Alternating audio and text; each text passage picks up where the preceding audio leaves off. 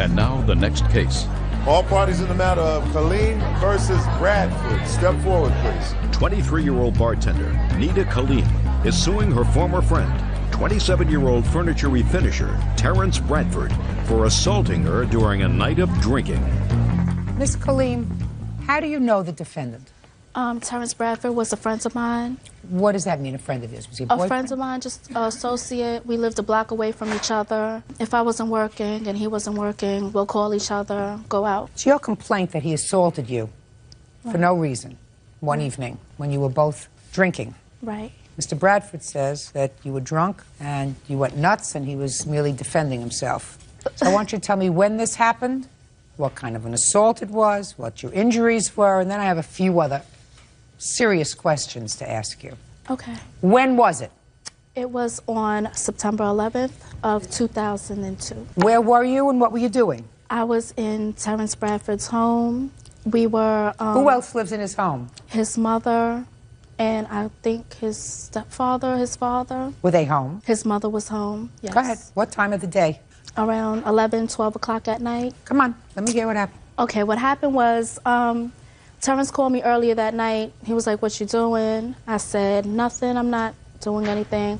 "Well, let's go get some beer that he drinks." Now, this is like some strong beer, and I don't really drink like that. Every time I get with Terrence, I drink with him.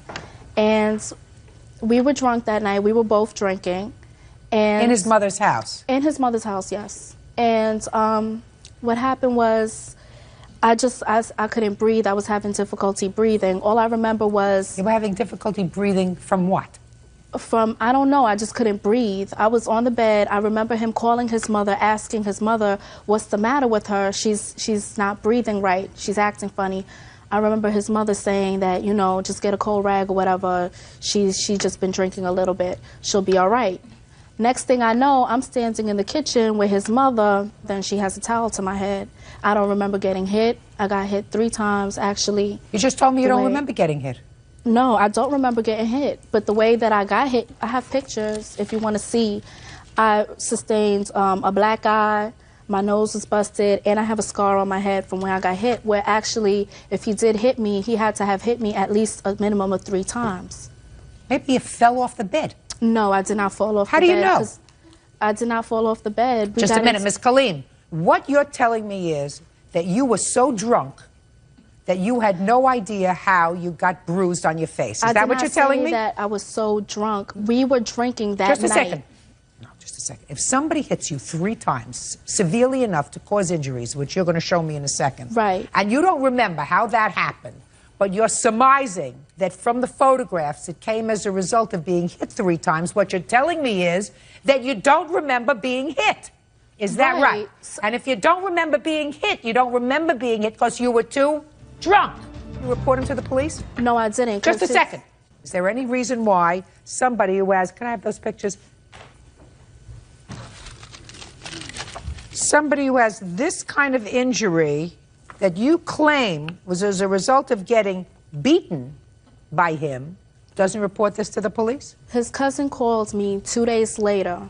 Terrence is sorry, please don't press charges on Terrence. I'm not interested in that, and I'm not even hearing that. Okay. It's hearsay, it's meaningless, okay. I don't believe it. Okay, okay. You have that witness here today? That person who told you that he was sorry? That's his cousin. I don't talk to anybody. Listen to me. Do you have that person here today, Miss Kaleem? No, I don't. Good, then I'm not interested in what they have to say. Well, this certainly, Bird, do you think, and I want you to just take a look at this, you think that this mark could have happened if you fell off a bed?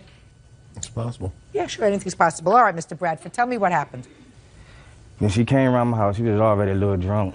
So I said, let's go to the store get some more beer. That was a smart thing to do. That was initially a smart thing to do, sir. So she was already a little drunk, and you said, let's go get some more. Is that right? Yes, please. How old are you? 27. The future of America. So she's already drunk. You said, let's go get some more beer, and I assume that you went in her car. Is that right? Yes, ma'am. That's what you tell me in your answer. You got in her car. She was already drunk. Yeah. And you drove to get some more beer. Mm-hmm. Who drove? I did. Who drove? Did I drive? Oh, I forgot. I don't know. I did he's drive. Lying. He's lying. Miss Kaleem. What am I lying Miss about? Kaleem. Lying I don't want to hear you. everything. I'm enjoying this, Lying. please. Go ahead. After we got the beer, we went out Huntersville, on my old You neighborhood. went what? So after we got the beer, we went out Huntersville. It's a neighborhood, I used to stay out there. What did you do? Just stay in the car and drink, or you went to friends? Yeah, went to a friend's house, went to his house. Okay, so you went to his house and you were drinking. Go ahead. We out there, we still drinking out there. After we get finished drinking the 40s, we started drinking some liquor. Then Nita started wilding. She started what? Wilding. What is that? Acting crazy. I'm crazy. Right. That I understand. So I was telling her to calm down, because the security guards out there. Oh, they calm down, Nita. They're gonna arrest you. So I threw her in the car, then went back to my house. I told my mom that she was in there breathing heavy. And then we went outside on the porch because I said she needed some air. And then she just snapped. Then I told her, I said, look, just get your stuff and go home. So you're going to put her in her car, being as drunk as she was, and send her home? Oh, she started snapping on me for nothing. I don't know why. Can I say something? No. Could you finish, please? Oh, yeah. I mean, you would look like you were taking a nap. Get to how, if you know, she got these marks on her face. Would you tell me, please? Okay. I threw her up against the wall. Okay. Then I told her to go home. Then I was walking out the door. Then she threw a bottle at me. I dug it, then I hit her. Where did you hit her? In her face. Is that the black eye she had? Yeah. Now, how'd she get this mark on her forehead? I hit on the forehead, too. Okay, good. And what did she do to you? Nothing. Nothing. She threw the bottle at me. She threw a bottle at you. What kind of a bottle did she throw at you? A 40 bottle. Do you have any recollection of that? Ma'am, no. I never went out on the porch that night. You were drunk. We were in the bedroom. No, we were in the room watching TV and we were drinking. We had just came back from Huntersville that night. Miss Colleen, that. listen to me very carefully. Don't get drunk. How old are you? 22. You don't get drunk? 23 now. Don't get drunk. Okay. That's the lesson. He got drunk. You got drunk. You don't remember what happened to you. He's honest enough or slow enough to tell me that he hit you 3 times, all right? That's honest. He hit you 3 times because he said you threw a 40 bottle at him. Well, that's really no excuse for hitting you 3 times. Maybe a push to get your way if you're drunk, but he was drunk too. I mean, he wants to get drunk and be hitting on people for no reason because I couldn't breathe or whatever.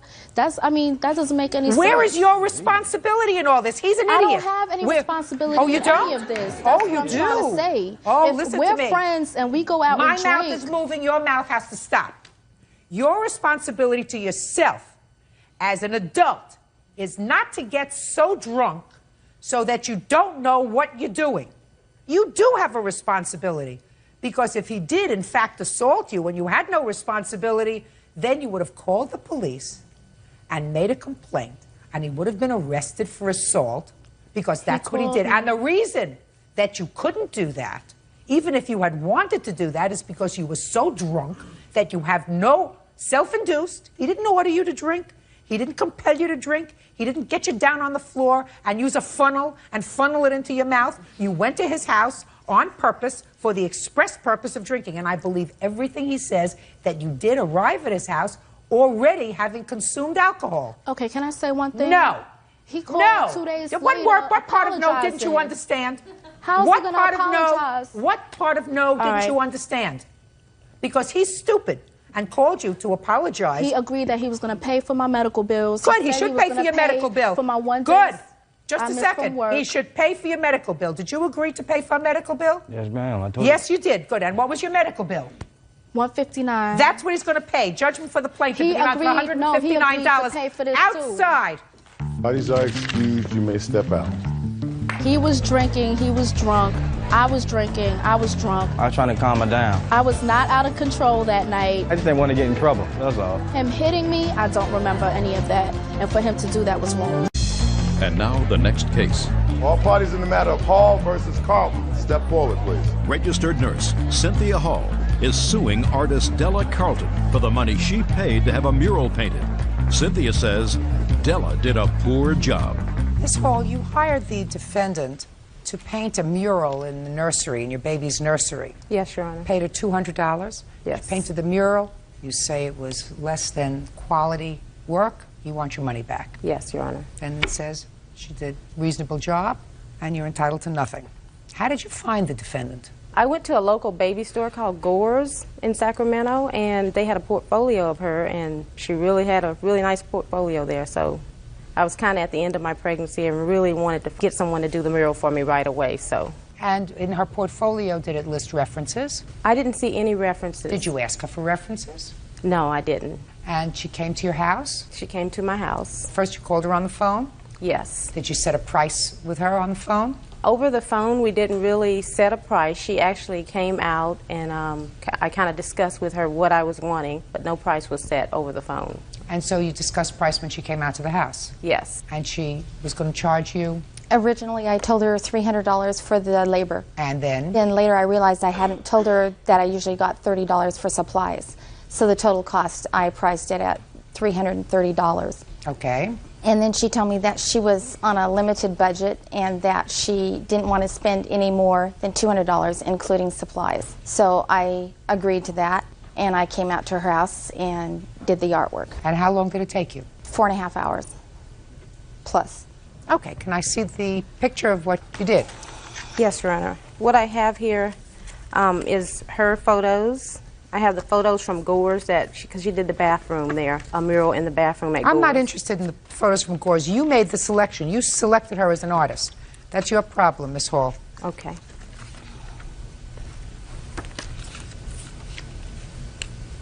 And she painted on the wall these little butterflies? Yes, they're about 6 inches. She stenciled them. I was not expecting those things. I was actually expecting her to give me something more three-dimensional, something that I could actually kind of come to life. I asked for a dragonfly in specific. Upside down, it looks pretty good to me. She did all these flowers here? Yes. Looks lovely. You can see the eraser marks that kind of still showed through. After it dried, it really, really showed through. Listen, you didn't pay for a $5,000 Picasso, madam. You paid $200 to spruce up your baby's nursery. It looks like she did an absolutely fine job. Baby fine? Baby's fine. Boy or a girl? Girl. Looks around at the flowers?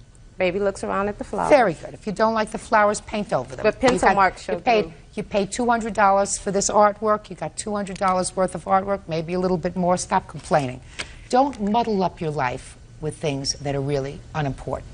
She came to your house twice. She came first to give an estimate. She gave you an estimate of $330. Then you said, I can't spend more than $200. She said, okay, I'll do it for $200.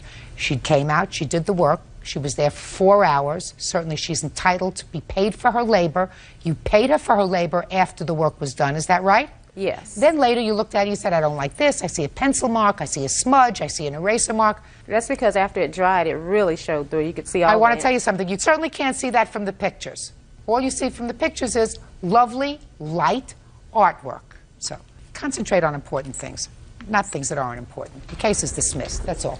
Bodies are excused. You may step out. I did my artwork for her, and it was not unprofessional or any different than I would have done for anybody else. I don't feel like it was quality at all. You could see some pencil lines through it. You can see that it's not quality work. If you look at my artwork in various places, you can always see a little bit of pencil lines through it. I called her the next day to come back, and she didn't want to come out and assess it. We had agreed to 4 hours worth of work for $200. She charges $50 an hour, and I just don't think it's worth that. I didn't want to do additional work without getting paid. I think I'll just go ahead and let my 15-year-old do his work because it's much more professional than what I have there now. Accountant Cindy Yoakum is suing her ex-boyfriend, car salesman Andrew Montgomery, for bail money and for the cost of a trip to California. Order. All rise.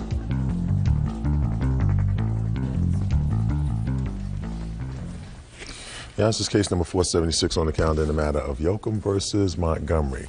Parties have been sworn in, Judge. You may be seated. Gentlemen, have seats, please. Ms. Yoakum, you and the defendant had a relationship which is no longer, and it is your claim that Mr. Montgomery owes you for half a trip that you took together to California. And in addition, there is still a remaining balance that he owes you on some bail money that you wired for him, which allowed his get-out-of-jail almost free card.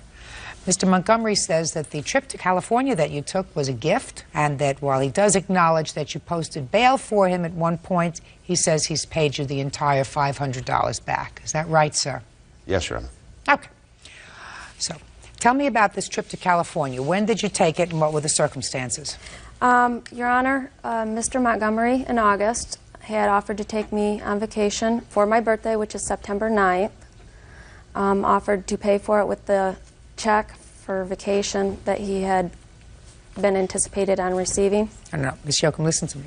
There are certain things that ring true. Right. Boyfriends say, I want to take you on a vacation. Let's go on a vacation. Right. Great. Where do you want to go? I want to go to California. California. Boyfriend doesn't say, I'm going to pay for it with a check that I'm going to get from my job when I left and my... That you don't discuss. At that point in time, I was not able to afford to go. And So let's go back a little bit. It's August, and Yep. you discuss going on a vacation. Yes. Tell me where you were when you first started to discuss going on the vacation. We were at my home discussing going on vacation for my birthday. He had told me that he was going to pay for the entire trip from a vacation check from his former employer. Tell me how he said that to you. I said, I can't afford to go on this trip right now. So he didn't say to you, I want to take you on a trip for your birthday. Yes, he did. Now, shh, Miss Yoakum, listen to me carefully. If he said, I want to take you on a trip for your birthday, then you wouldn't have had any discussion with him about, I can't pay for it now. Do you understand what I'm saying to Yes. you? Don't fudge the truth. The truth may be all that you need. But when I ask you what was said, you're going to tell me exactly what was said. Because if he said to you, I'm taking you away for your birthday, your response would not have been, I can't afford to go now. Because that wouldn't have been a logical response. Logical response would have been, oh, great. Do you understand what I'm saying to you? Right. Okay, now let's go. Let me hear your version. What happened is she wanted to go away for a weekend. It was Labor Day weekend, and I had a long weekend off at work. Now, since I had a long weekend off at work, she said, let's go get away, and we were trying to decide where to go. I said, well, I don't have any money on me. I didn't have much money. I just started work at a job closer to her home. And I did get a check right before I went. I said, well, I have a check before I go. All I'll have is spending money. She said, don't worry about it. I'll purchase the tickets. I'll get the hotel wherever we're going to stay and take what money you have and use that for spending money, which I did. And you went away Labor Day weekend? Yes. Yes, I have the receipts for the amounts charged on my credit card. Let me see.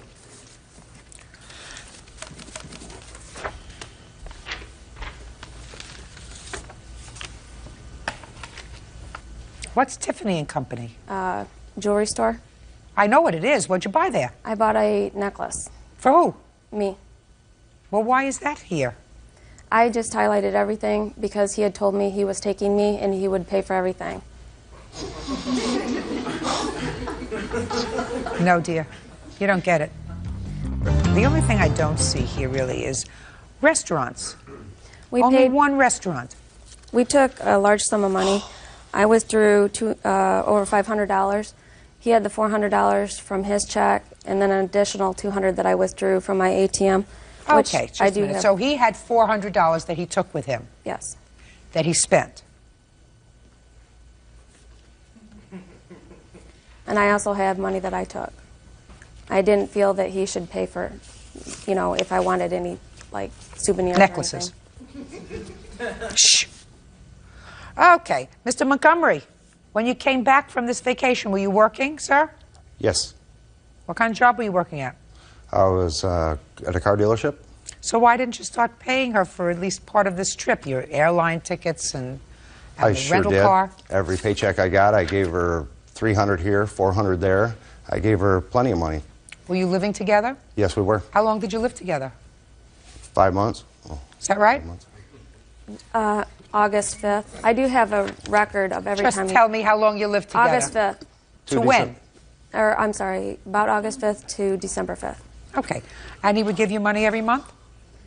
Or every week from his paycheck? He gave me a little bit here and there. I have wrote down every amount that he's ever given me. Let me see it. Bert. And I gave it to him when... Let me see it. What, I missed something. I missed something. Oh, yes. What did I miss? What did he say? A couple of months, 3, but like that? What did he do? No, I really want to know. Okay. It was 5, but I only have, I forgot, I only got 4 fingers on his hand. His right hand. So. And then he switched up, and it was... I mean, I know I missed something. It was a moment. All right, let's get to the bail. Oh. Why were you arrested, sir? From a previous relationship, a crazy ex-girlfriend. Going through some problems. It had nothing pertaining to do with us. So you were arrested on an assault charge or domestic violence? It was a home invasion charge. I have that right here if you'd like. When we got back from California, Can I take a look at it?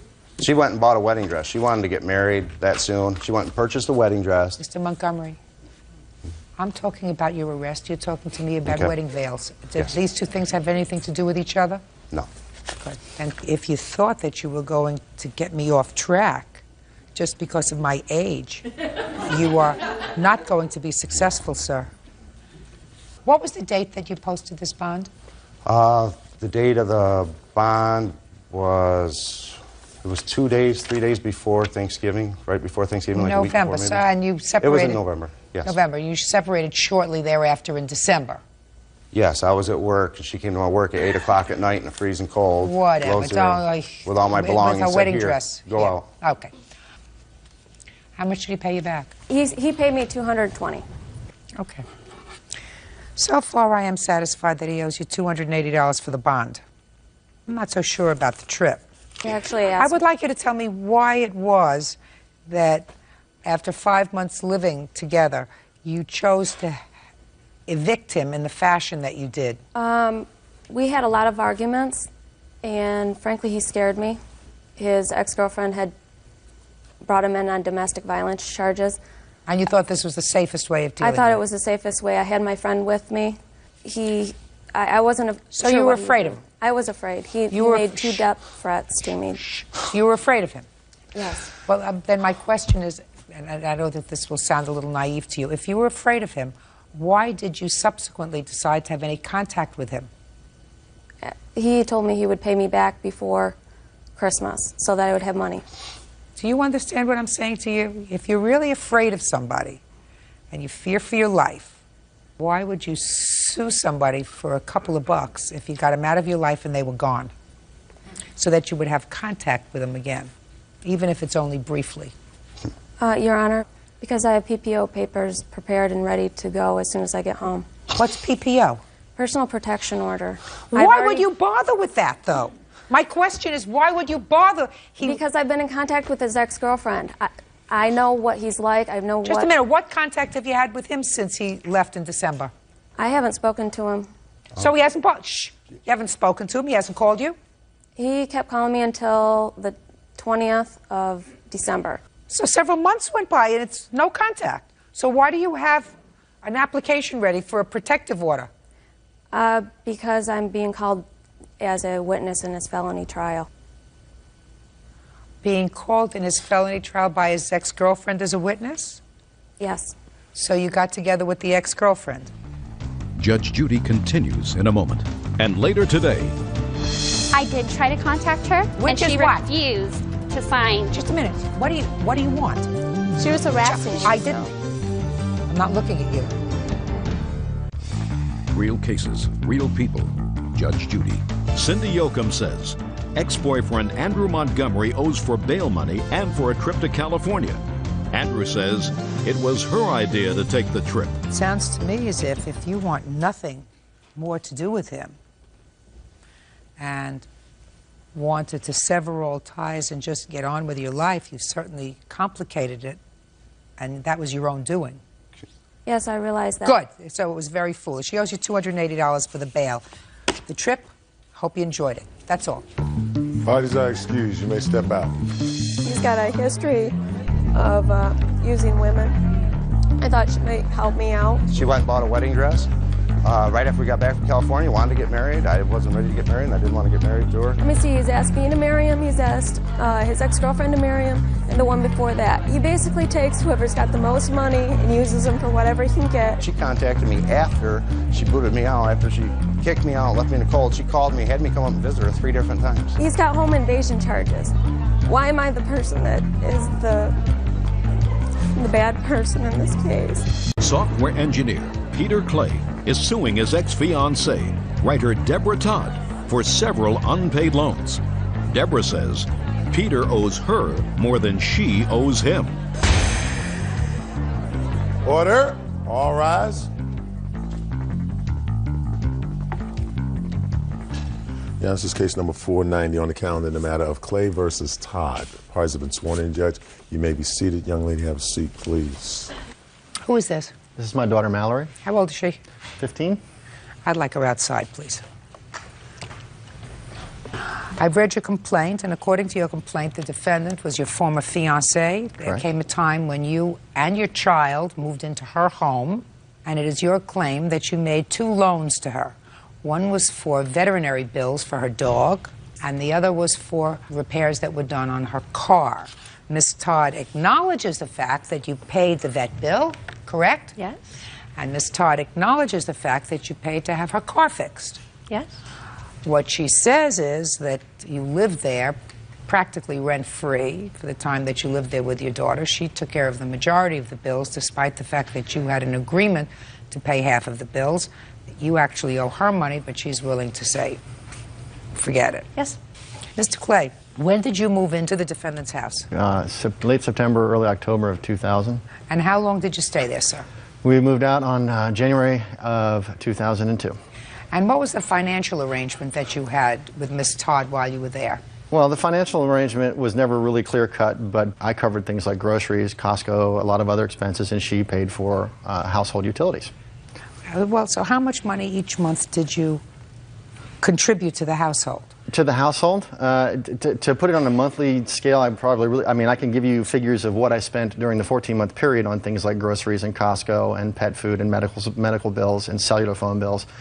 In total, in rent for the 14 months, I paid her $17,995.74, which is almost $1,200 per month for a 14-month period. Okay. There were a couple of months that would be more than fair. Mm-hmm. Is that true that he paid you $18,000? That's not the figure I have. What figure do you have? I have that he paid about $10,000, a little more than $10,000. So basically, there's a huge dispute here. The dispute is that he moved in from a 1-bedroom apartment that he shared with his daughter, in which he slept on the floor. His daughter was a latchkey child at this apartment, and his pet rat died of heat exhaustion in this apartment. I'll go back in. What I want to know, Mr. Clay, is I want you to tell me about these 2 loans. When were they made? Okay. And tell me the circumstances surrounding them. We were going to go to the Writers Guild Awards. Mrs. Todd wanted us all to go as a family to the Writers Guild Awards, which she was a member of the Writers Guild.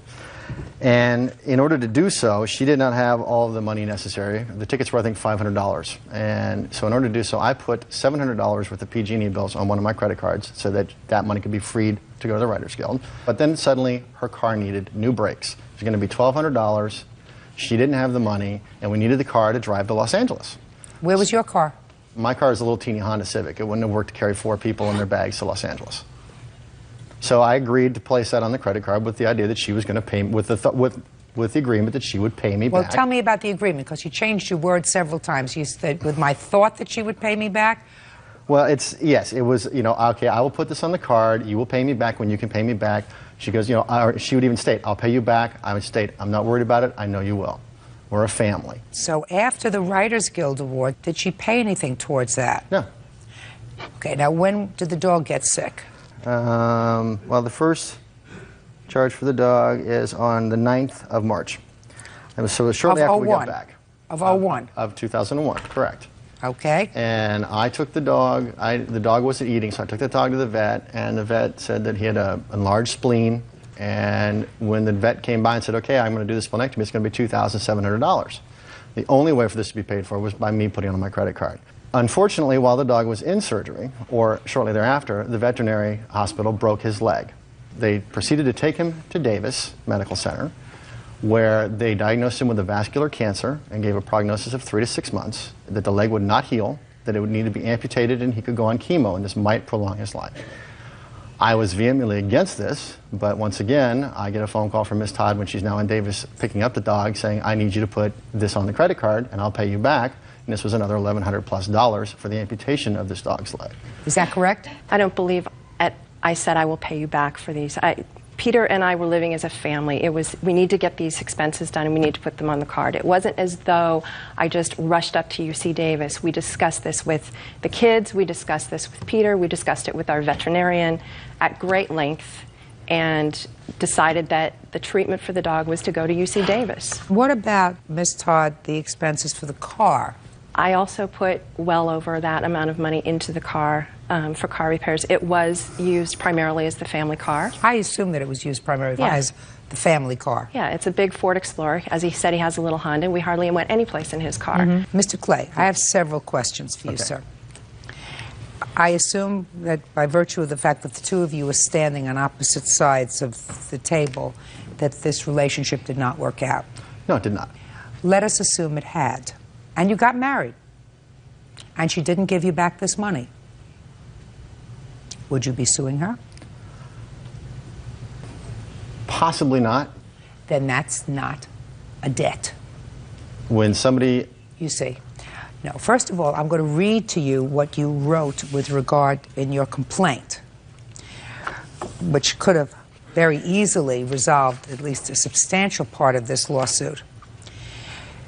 You say she was out of work and was in the process of taking her dog's vet to court for malpractice. Correct.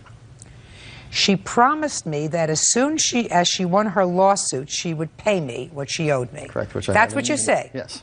So she promised to pay you back for the car and the vet when she won her lawsuit. Correct. But she lost her lawsuit. Correct. Then you get nothing. That was not that. That's what you wrote. Do you understand? That's what you wrote. So, 10 months she made no payments. And you didn't say, where's my money? You didn't bring a lawsuit while you were living together. It wasn't until after you separated that you said, you know, that's not reasonable. She got the car, she got the dog, and I don't have this money, so I have a problem with that. There's a certain lack of, I believe, candor on your part when you say this was a debt that she promised to pay me back. Even you acknowledge that you had sort of a loose arrangement with regard to money. Do you understand what I mean? Yes. Good. Case is dismissed. That's all. Parties are excused. I'm going to step out. I knew Judge Judy would know what to do. She always does. She asked me repeatedly, how much money do I owe you? And I gave her a total. Peter likes to have things his way only, and if he doesn't get them his way, he jumps right in and proves that he's right. And then when she lost her lawsuit that she was filing, she chose not to pay me back. Told me I owed her money. I'm really glad I didn't marry him, and I'm really glad this is over, and I thank Judge Judy. And now the next case. All parties in the matter of Peterson versus Parker. Step forward, please. 22-year-old student Lauren Peterson is suing her former lover, 24-year-old insurance adjuster Christopher Parker, for an unpaid loan to buy a CD player. Christopher claims it was a graduation present.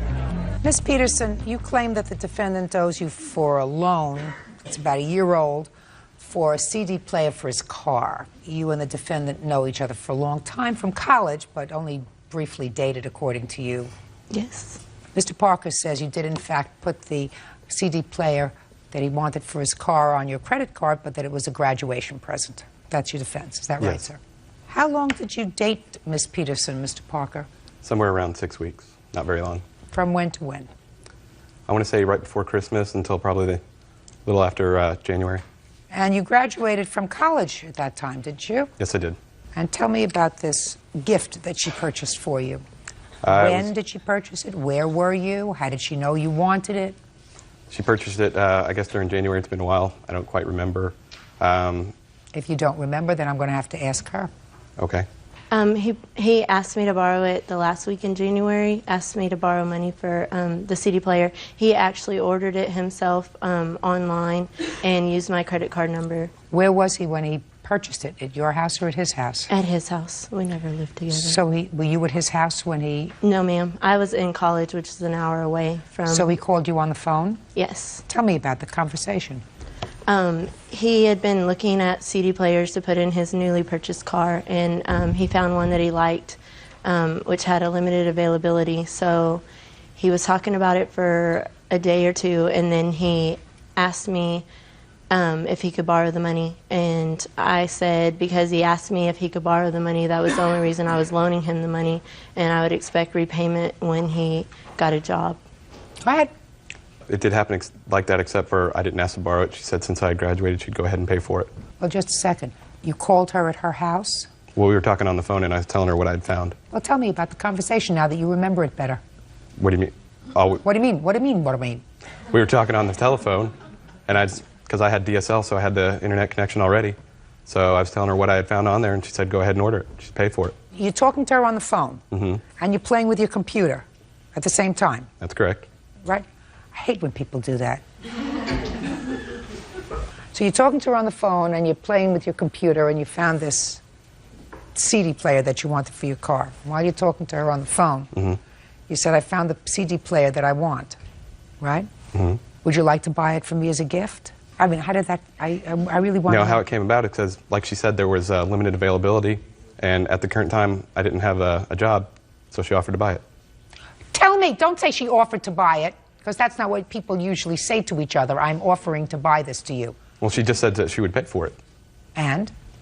So I said, okay. How much after that did you stop seeing each other? I don't recall. I do. Go ahead. 2 weeks. 2 weeks. February 13th. And what happened to your relationship with Miss Peterson within 2 weeks of purchasing this CD player? I just decided that I didn't want to see her anymore, and so I broke up with her, told her I didn't want to talk to her, and she kept harassing me. Well, first of all, Miss Peterson, let's start with this. I don't know what you see in him, or what you saw in him. Whatever it is, I don't see it. Let's start from that. Right, and maybe my eyes are getting old, but I don't see it. Visually, I don't see it. Now, maybe there's a character thing there or something else. Animal sensuality, I don't see that either. So maybe we're talking character. Judge Judy will continue in a moment. I certainly don't see good character, because if within 2 weeks he decides that he doesn't want to see you anymore, the nice thing would be to pay her back for the CD player. Wouldn't that be the nice thing? Well, she also bought this shirt. Mr. Peterson, Do I need to pay her back wouldn't for that? that be the nice thing? There's a difference between a shirt, sir, and a $400-some-odd CD player, don't you think? No. You don't? A gift is a gift. Really? Not if I don't find it's a gift, sir. Because according to you, when we started this case, you said, I don't actually remember. Well, Miss Peterson remembered very clearly. Miss Peterson said she remembered that you said, I found this thing. It's got limited availability. If I want it, I have to have it now. I don't have the money. Can you advance me the money? I need your credit card number. And I find that you made an agreement to pay her back. That's what I find. How much does he owe you? Well, this is the total inclusive is $351.46, but he owes me other items. What? That several CDs of mine, an Ethernet cable, and negatives to photographs. Your case has to do with a CD player, Right. not a kitchen sink. Okay. Not everything under the sun. $351.46. Yes, ma'am. Did you pay that amount in one lump sum? Yes, ma'am. So that you didn't have any finance charges, is that right? No. Judgment for the plaintiff in the amount of $351.46. Ms. Peterson, be smart. Don't give anybody, ever, your credit card. I learned that the hard way. Yeah, nobody. Goodbye. Parties are excused. You may step out. I'm glad the way it turned out. Justice was served. I don't feel they're fair. She purchased a gift. A gift is a gift. I shouldn't have to repay a gift. Look at who you trust. I guess don't take CD players from people. And now the next case. All parties in the matter of Westervelt versus Weaver. Step forward, please. 20-year-old college student Michael Westervelt is suing fellow college student Brian Weaver for pain and suffering. Michael says Brian damaged her hearing when he set off a firecracker. How old are you? 22. You know what your IQ is? You know what an IQ is? Yes, I do. Do you know what your IQ is? No, I don't. What do you do for a living? I'm a bellman at a hotel. Mm-hmm. How long have you been steadily and gainfully employed? 4 years. Do you live alone? Nope, I live with 2 roommates. Do you pay your bills on time? Yep. Do you drive a car? Yes, I do. You have insurance? Yes, I do. So you think you're a pretty responsible guy? I would say so. Then why would a reasonably Nice looking, seemingly normal, 22-year-old, responsible guy who maintains a job, maintains a bank account, drives a car, has insurance. Fool around with firecrackers and set them off in a house. You want to tell me why somebody would do that? Yeah, just at a party, everyone's drinking. So you were drunk? I wasn't drunk. I'm saying everyone was Had you drinking. had something to drink? I had. How much did you have to drink? Few cocktails. What was the date of this party? I don't know exactly. I'd say 5 days before Christmas. In somebody's apartment? It was in somebody else's house. But indoors? Indoors. We were in the kitchen. About 6 of us were standing in the kitchen making drinks. There was about another 10 people out in the living room. And I saw some firecrackers on the counter. I was going to throw them in the sink. You mean you were going to light them first? Light them and throw them in the sink. You weren't just going to throw them in the sink. You were going to light them and throw them in the sink. Right. How big were the firecrackers? I don't know. Lady fingers, about 1.5 inches. How many did you pick up? I picked one. So you picked up the firecracker. Picked up the firecracker, sink's in front of me. I'm standing in the doorway. This is the living room. I'm in the kitchen. I go to light it. The fuse takes off quicker than I anticipated. And in panic, I kind of flung it up in the air. It went out this way into the room above about 9 other people's heads. And after the bang... And exploded. And exploded in the air. And after the bang, when people found out what it was, everyone pretty much calmed down, except for Michael, and she was pretty angry. Shaken up. And bitter. Yeah, she was and shaken angry. up. Judge Judy continues in a moment. Just because you can't see it doesn't mean you're not liable.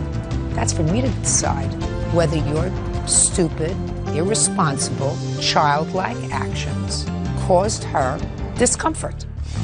Real cases, real people. Judge Judy. Michael Westervelt is suing fellow college student Brian Weaver for pain and suffering. Michael says Brian damaged her hearing when he set off a firecracker. Okay, you're suing him for $5,000 because you say because of that you have bad hearing. Mm-hmm. Show me. Well, Your Honor, when he threw the firecracker, it didn't explode in the air. It exploded parallel between my ear and my friend who was sitting next to me. So when the firecracker exploded, it was, I mean, a couple inches closer, it would have been hitting my face. I mean, it was right there. He's an idiot. There's a question about that. Yeah, so... Show me what it says about your medical bills and show me what it says about your hearing test. These are the 2 bills that I have.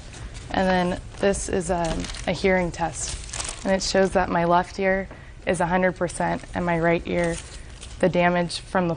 I had pressure and ringing, and I've had headaches ever since the incident. What were the firecrackers doing in this house? I have no clue. What was the damage to her ear before that incident? No. I can only tell from what she tells me. I mean, she tells me that she had headaches afterwards and that she had ringing in her ear.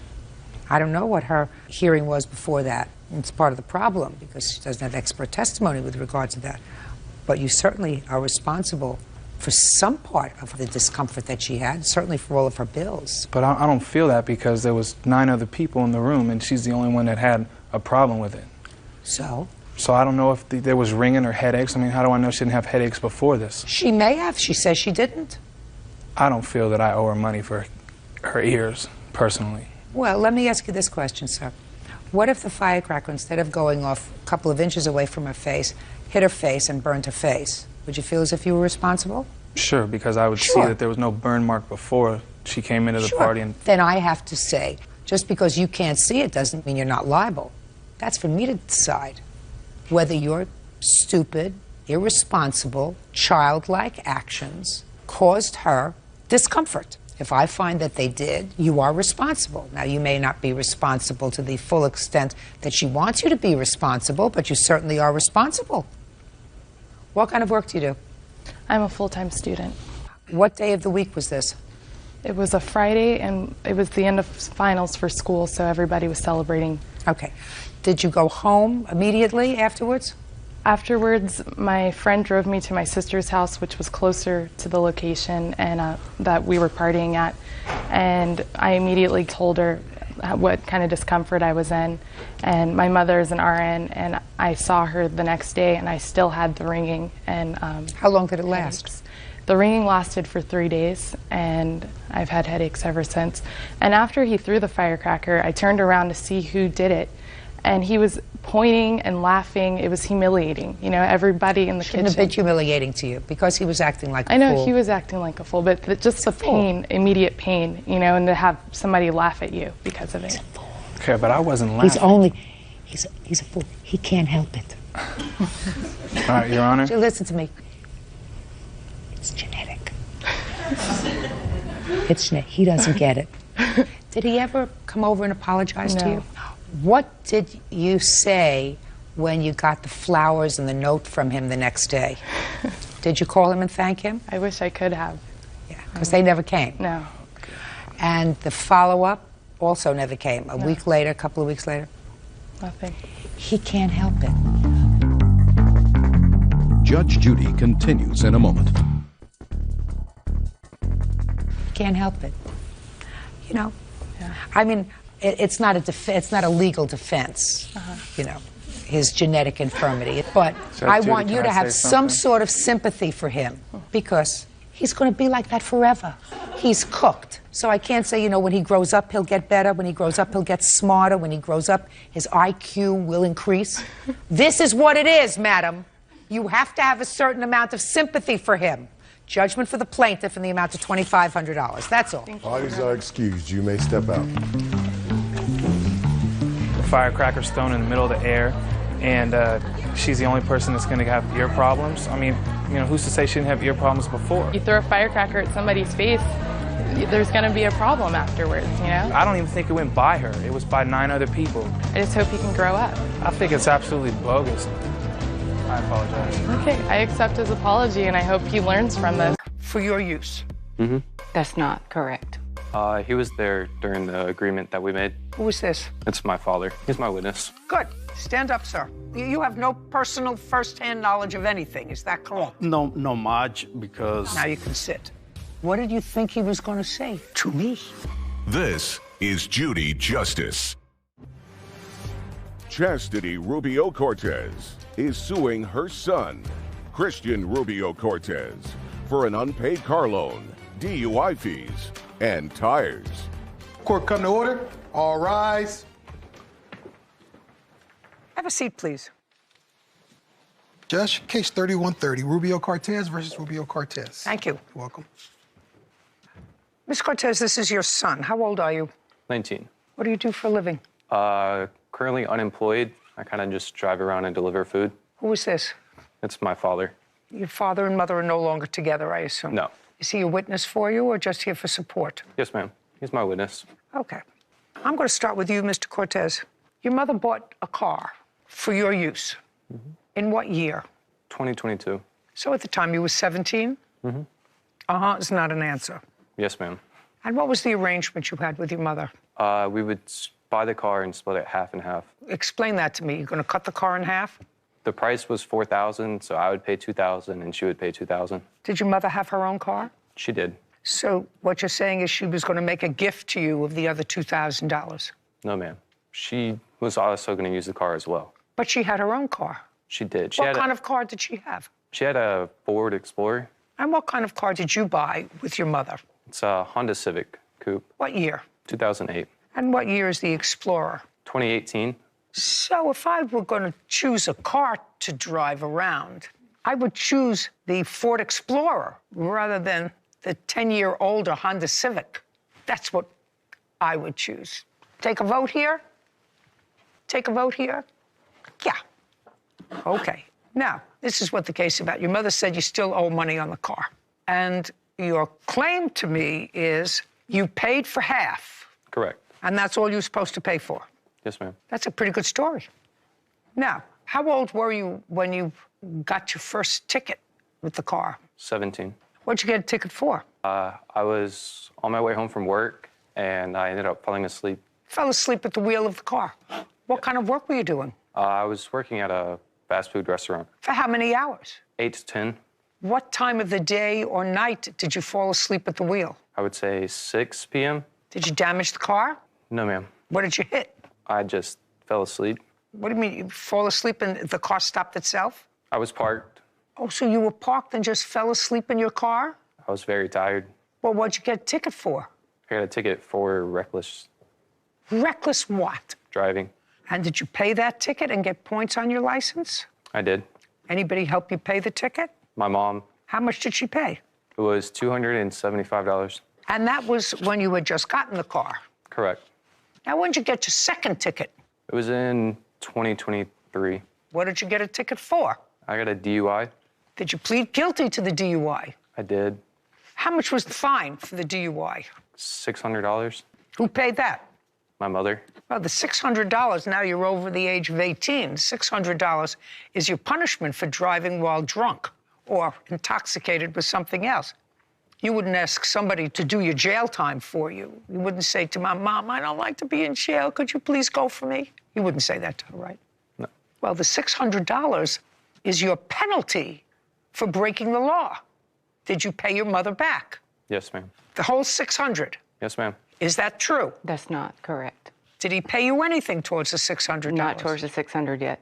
He's still paying off the car. He still hasn't paid it off. And the first ticket. Well, the first ticket was when he was 17 years old. Yes, ma'am. And as far as I'm concerned, that ticket is on you. Because I wouldn't have let him keep the car for a second after he had the car for a short period of time, drove recklessly, and then fell asleep at the wheel. Somebody had to have reported it. What he said, he was sleeping. Do you understand? Do you know the circumstances of that? Why don't you tell me? He was coming home from work, and he did end up driving recklessly and like kind of hit an embankment, but didn't total the car or anything. Well, when did he go to sleep? Well, he was driving, I guess. I wasn't there. Well, that's what I asked him. I'm not getting an answer from him. Yeah. I mean, he got a ticket for reckless driving, and he fell asleep, so... You mean he fell asleep first? Yes. Okay. Well, I wasn't following this. That he fell asleep at the wheel. Yes. As a result of which he drove recklessly, for which he got a ticket. Yes. Because he was still driving or in the car moving when he was stopped by the police. Yes, ma'am. Now, how much are you supposed to pay on the car per week? $65. How much in total did you pay on the car? It was $2,112. Just on the car? Mm-hmm. And how much did you pay your mother in total? And then there was another $1,420, and that is for the DUIs and other tickets. So in total, you're going to show me $35.32 in payments to your mother. Yes, ma'am. Is that right? Is that what you have? Okay. Listen to me, what I just said to you. That was my question. Yes, ma'am. I said you have no first-hand personal knowledge of anything. Yes, ma'am. Now you can sit. What'd you think he was going to say? And later today. You felt as if she was neglecting them, and you went to the place where she was keeping the horses and took back the 3-month-old. Yes, Your Honor. You took the baby back with police. Yes, we had a civil standby. I want you to tell me why.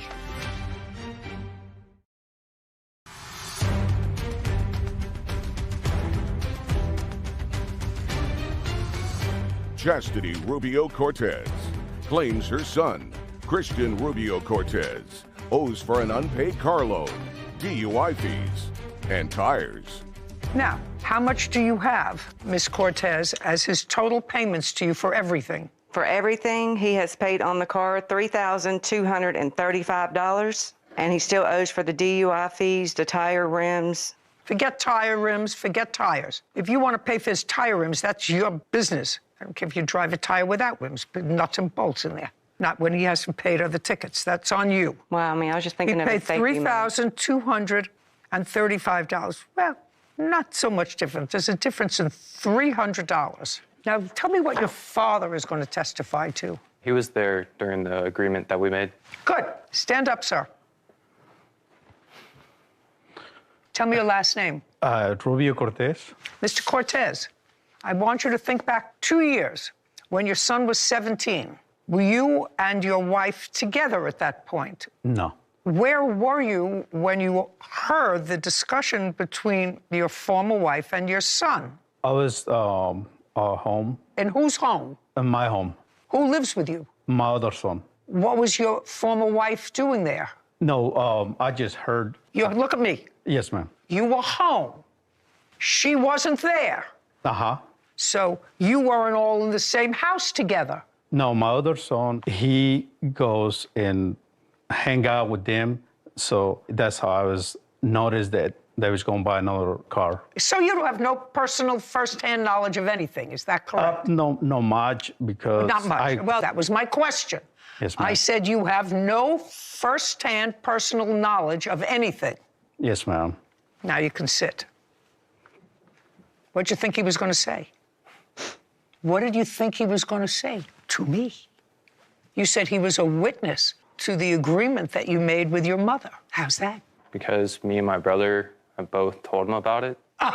And he was... Okay, very good. Because you told your father. Was your brother there when you and your mother allegedly made this agreement? Yes, he switched between houses. Just a second. Where is your brother now? Not here. Where is he? He's at work or home, I guess. Okay. And so you mind telling me why you brought your father instead of your brother, who you say actually heard this agreement? Because he couldn't make it. He couldn't make it because he was home.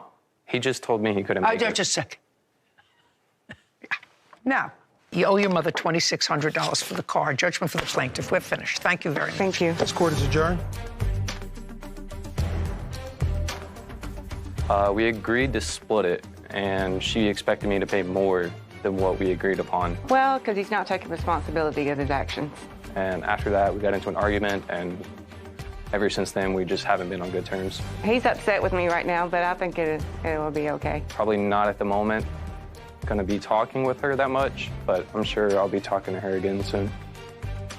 You know, he could not make a contract with his mother when he was 17. True. But because he made payments after he was 18, he ratified that contract. The reason that I didn't give her any money for the first ticket was because once he got that first ticket for reckless driving, I would have taken that car away. I wouldn't have kept it in my name.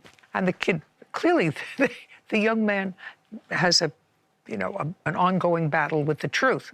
The father, however, He was honest. well, not really. It almost sounded like he thought he could really be a witness because his other son had told him. You think so? Something. You believe in humanity, I think, maybe a little more than I do. I think that he just got caught. That's also possible.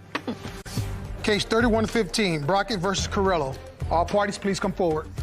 Caregiver Cyan Brockett is suing her former client, Catherine Carrillo, for unpaid wages, verbal assaults, and lying to her employer. Miss Brockett, it's your claim that the defendant owes you money because she refuses to sign a time card for you. And your vocation is you are a home health aide paid by the state. How long have you had a home health aide? Since 2018. I believe that you indicated in your answer that you have MS?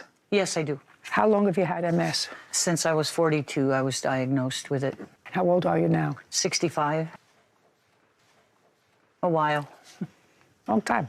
I walk to try to keep my strength and muscles going in my legs. Good for you. Yeah. How long have you had the home health aide? The service was provided to me by disability through Social Security, and that was since 2018. And when did the plaintiff take you on as a client? From February 23rd to March 24th, when I terminated her. And which time cards of hers, because you have to sign a time card, correct? I get an email that says a time sheet has been submitted by Cyan Brockett. So the first 2 weeks I approved, which I even did with hesitation because she wasn't doing the work that she was hired to do. But you signed it? It's electronic signature. Okay.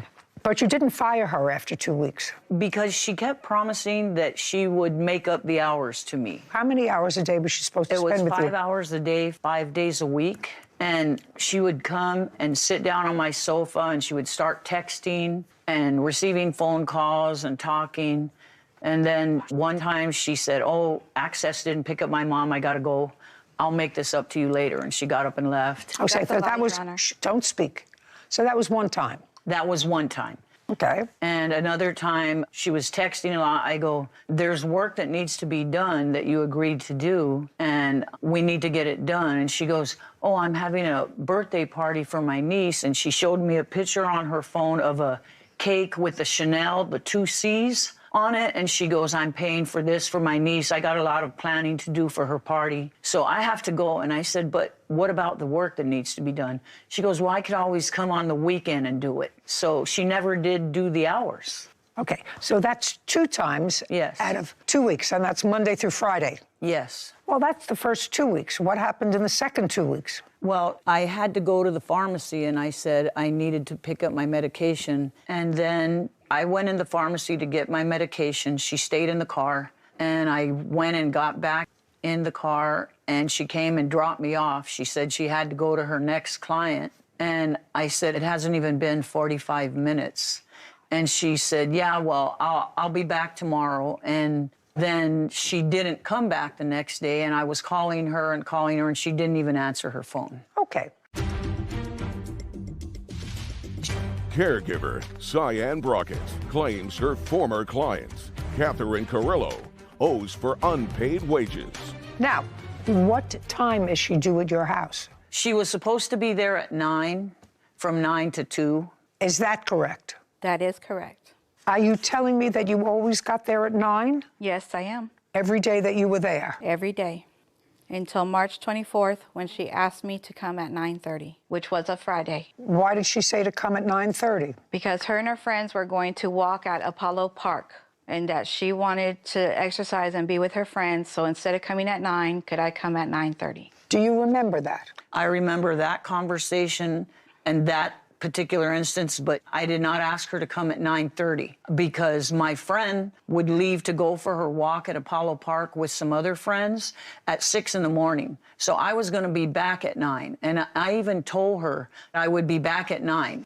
And I was back before 9, and she never came at 9. What time did she come? At 9:30, I was still waiting for her, and then I got a call from her. I guess it was about 9:45, and she said that she came and she had been there, and she waited over a half hour for me, and then she left. And I asked her, why did you leave when you're supposed to be with me 5 hours a day anyways? And I told her I was back, and she told me that I wasn't back, and I was. Does she have access to your apartment? No, she was waiting outside in her car, according to her. Okay. And I have text messages to prove it was not 9 o'clock, it was 9:30. And she didn't get back until 10. Okay. If she got back at 10, how far do you live from her house? I wasn't even at her house. I was at another client's house in the same senior living. And she knew that. So all she had to do was call me, and I would have been at her house. On March 24th, you say, Catherine texted me, your first name is Catherine. Yes. And said she was now at home. I told her it was not my job to wait around for her. Right. Well, it is your job if you want to get paid for that day. I'm not asking to get Just paid a second. for... So you're not asking to get paid for that day? No, I'm asking to get paid for the other days that I worked up until that day. Okay. Well, the 24th, but you left on the 24th. Yes. So what days are you asking to get paid for? March 16th to March 23rd. Would you show me a calendar? How many days was that during the week? The 16th of 2023 would have been a Thursday. Thursday, so the 16, 16th and 17. So that's 2 days. The 20th would have been Monday, the 21st, Tuesday, 22nd, Wednesday, 23rd, Thursday, 6 days. You were asking to get paid for 6 days? Yes. Which you were actually present? I was actually present and working. Now, the first 2 weeks you've described to me 2 events that happened within the first 2 weeks. In the second 2 weeks that she worked for you, and we're really talking about 6 days only in the next 2 weeks, because that's all the days that she actually worked. Do you have specific days that she wasn't there? She's saying she was there, and she never did any of the work that she was hired to do. Well, that's a different story. Then you should have fired her. But if she was there, she was there. When she was there, she was talking on the phone and texting. Well, that's okay. I mean, that's a lie. Yeah. Yeah, but she was at your house talking on the phone. Yes. Okay. Now, show me how much you were paid per hour. At that time, we were paid $17.25 per hour. As of January 1st, we got a raise to $18 an hour. $17.25 is what you were earning at the time you worked for her. Yes, ma'am. Righty. Sarah Rose, you have your computer out? Yeah. We're going to do $17.25 times 5. How much? $86.25. $86.25. times 6. 517.5. 517.50. Okay. Now, punitive damage for malicious lies to employers. Yes. She called IHSS, the company that pays us, and said that the reason why she refused to sign my timesheet was because I left the country. Okay. I'd like to see proof of that. I don't have that proof. Well, then you don't get paid for that. She also verbally attacked me on May 19th. Okay, so I'd like you to tell me what happened on May 19th. On May 19th, she caught me outside in Gardens 2, which is in the back and not part of her section. And up until this time, I had never seen her back there. So she was stalking me and found me, and she called me a liar, a thief, and a fraud, and a bitch. Okay. And I could not do anything about it. And I was embarrassed because she did it in front of my employer. Your Honor, that's a complete lie. I walk my dog, and I have a map here of the complex, and I was walking, I do the big circle Just first. tell me what you said to her. I didn't say nothing to her. She came out and she told me, I want my money. And I turned around and I said, get away from me. She goes, you're going to pay me. You're going to be sorry. I'm going to sue you. You're going to pay court costs. I'm going to make you pay for my attorney. I said, don't talk to me and get away from me. And I kept walking. I never stopped. I never stalked her. Okay. I also reported the incident to the office where she lives, and she has more than one incident. I don't know that either. That's not true. Shh. I know that she has to give you $517.50 because whether you were useless working for her or not, your body was there. And if your body was there for 6 days, 5 hours a day, you're entitled to be paid. $517.50, judgment for the plaintiff. Thank you. This court is adjourned. Because I didn't kiss her butt. That seems completely crazy considering she never did anything, you know. I didn't do what she wanted. I didn't jump. I didn't wait outside my car in the freezing cold, risking my health. And the demands of the job of an in-home support worker is to help with tasks around the house. And she never did any of them, so I don't know what was crazy about that. Never work for her again.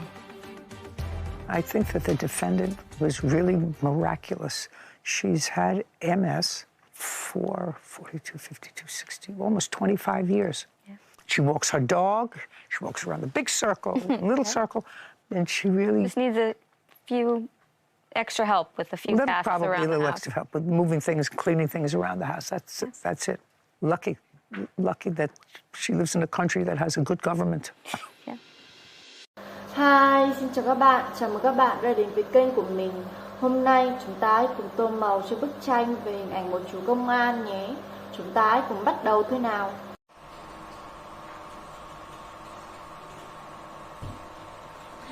Chị tô màu xanh lên mũ.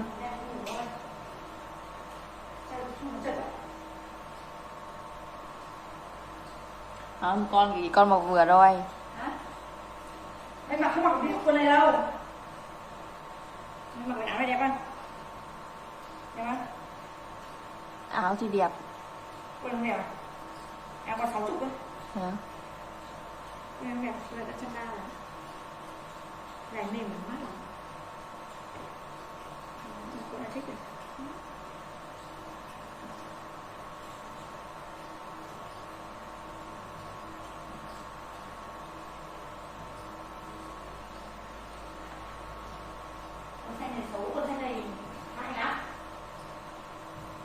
Mua được một cái quần xanh lè xanh lẹt thế.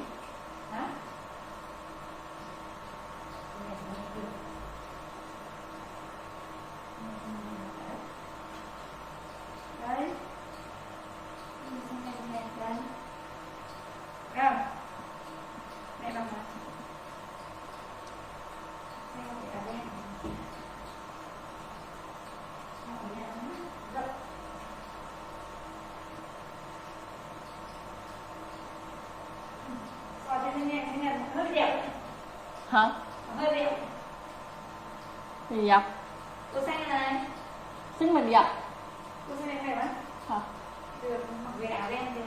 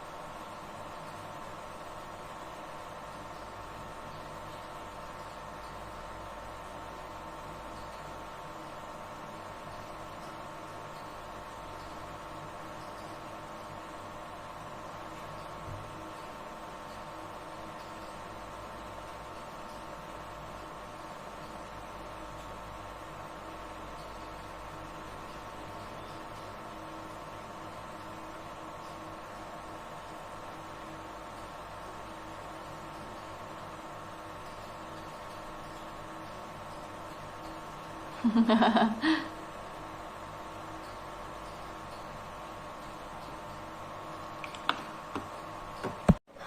xin chào các bạn. Chào mừng các bạn đã đến với kênh của mình. Hôm nay chúng ta hãy cùng tô màu bức tranh chú mèo Hello Kitty đi sở thú nhé. Tiên mình sẽ tô nơ màu đỏ.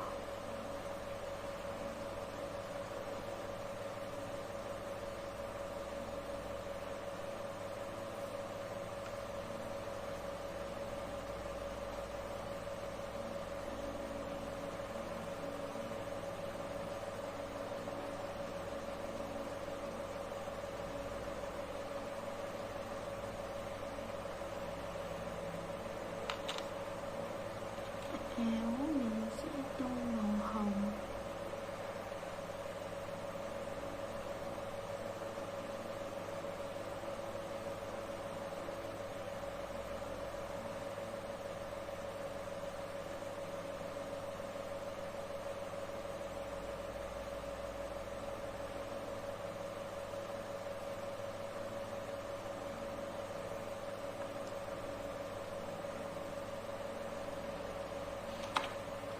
Hồng đâu cho chú hoa gấu này.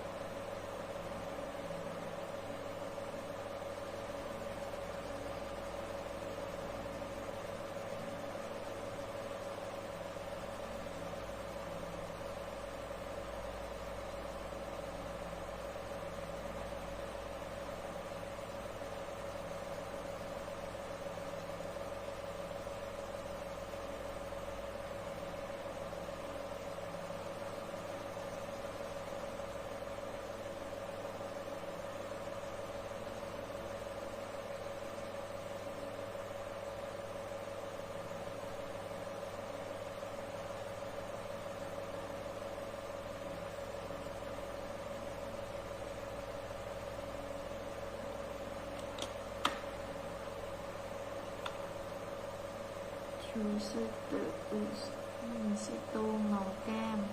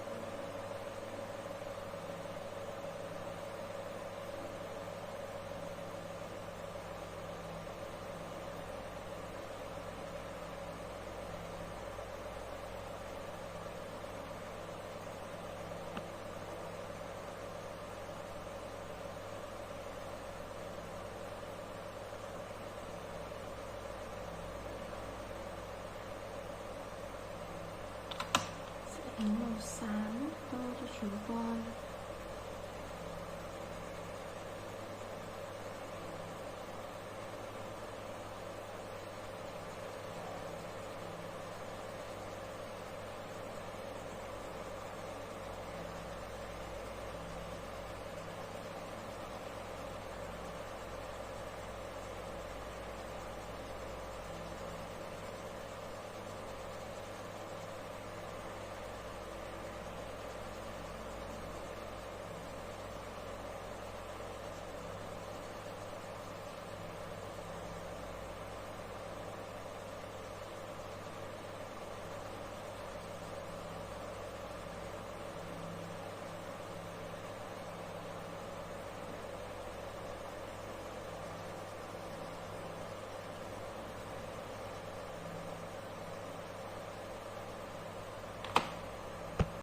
Vậy là chúng ta đã hoàn thành xong bức tranh Hello Kitty đi chơi sở thú. Và đây là thành quả ngày hôm nay. Hẹn gặp lại các bạn ở những video tiếp theo. Hi, xin chào các bạn. Chào mừng các bạn đã đến với kênh của mình. Hôm nay chúng ta hãy cùng tô màu bức tranh một chiếc xe máy nha. Đầu tiên mình sẽ lấy màu tím tô cho thân xe.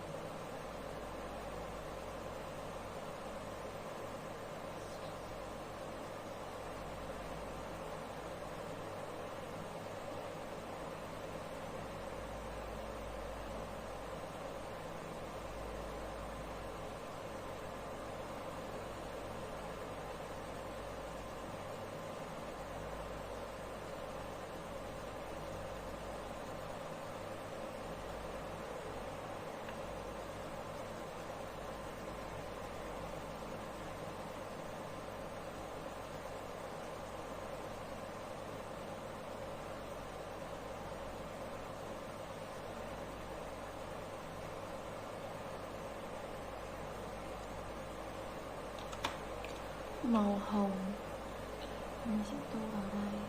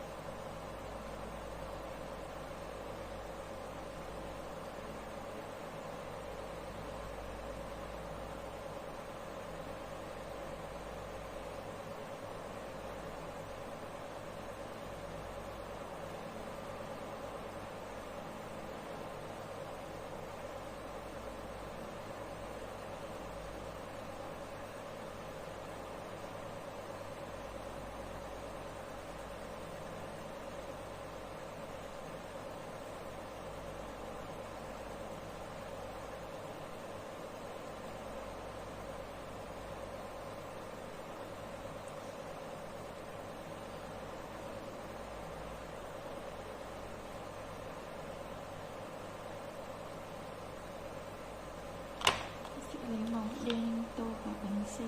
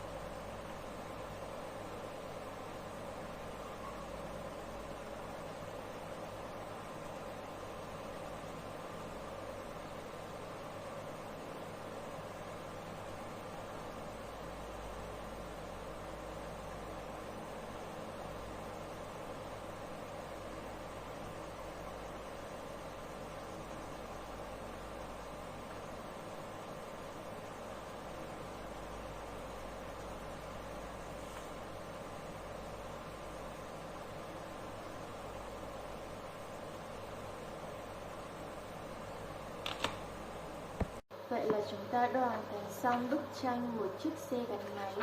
Và đây là thành quả ngày hôm nay. Hẹn gặp lại các bạn ở những video tiếp theo.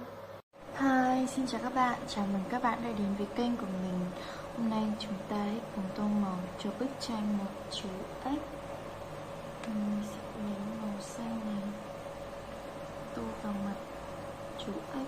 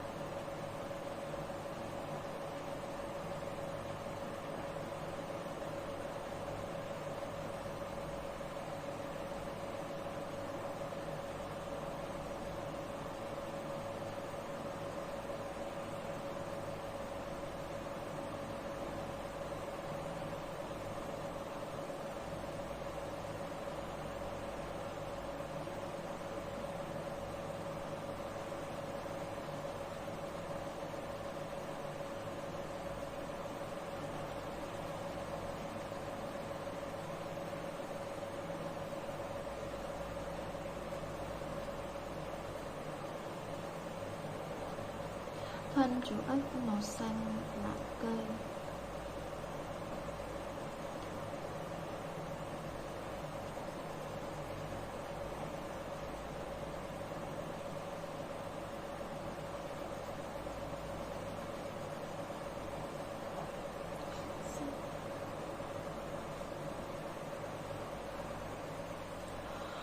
Oh my God.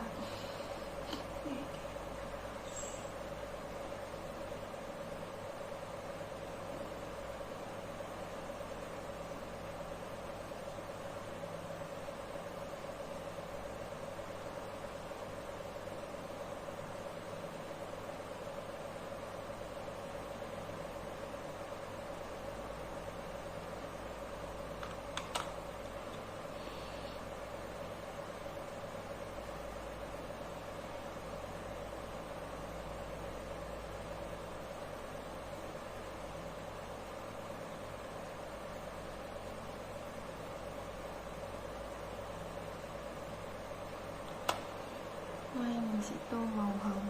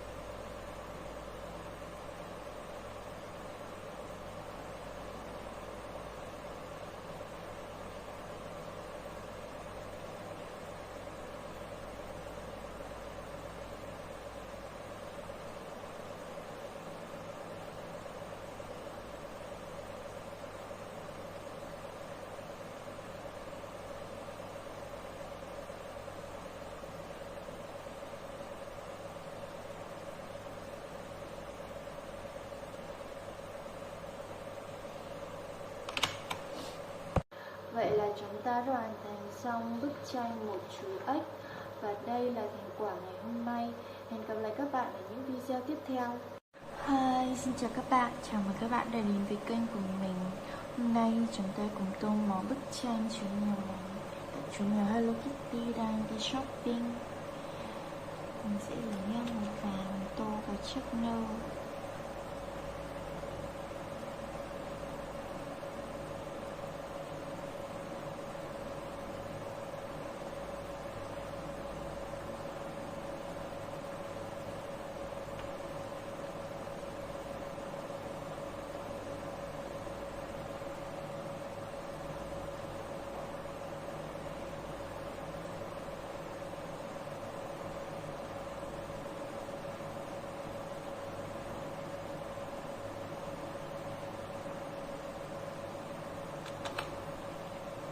Màu cam vào chiếc mũ này.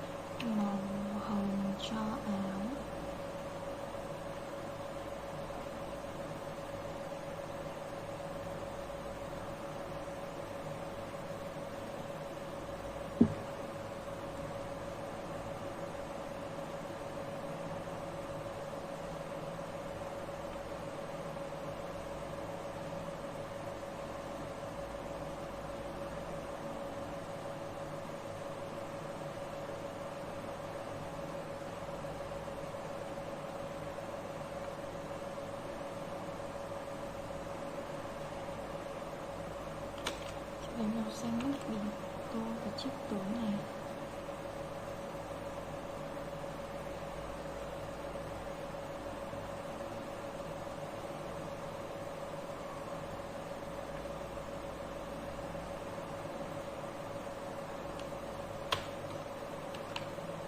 Màu tím tô vào đây.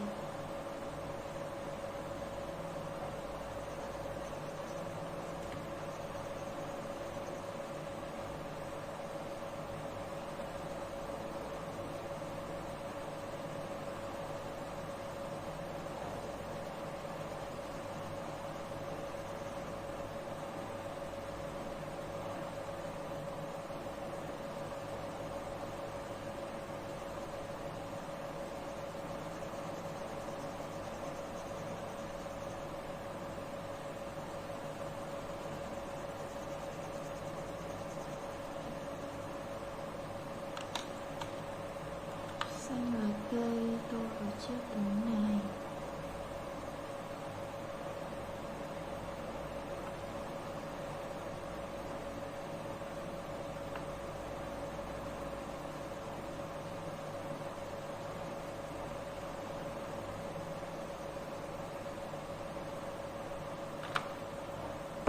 Vậy là chúng ta đã hoàn thành xong bức tranh mèo Hello Kitty đang đi shopping. Và đây là thành quả ngày hôm nay. Hẹn gặp lại các bạn ở những video tiếp theo. Hi, xin chào các bạn. Chào mừng các bạn đã đến với kênh của mình. Hôm nay chúng ta hãy cùng tô màu bức tranh một buổi tiệc sinh nhật nha. Đầu tiên mình sẽ tô tóc. Cái chai này màu đen.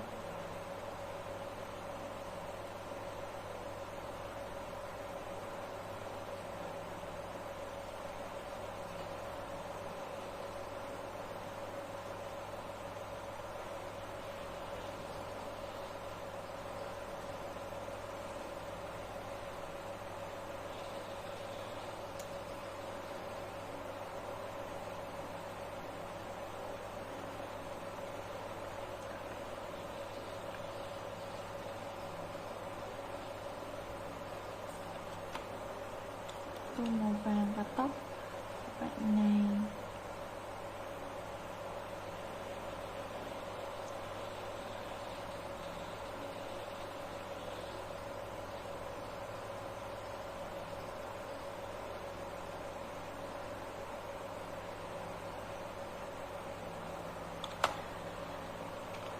Kia mình sẽ tô màu hồng.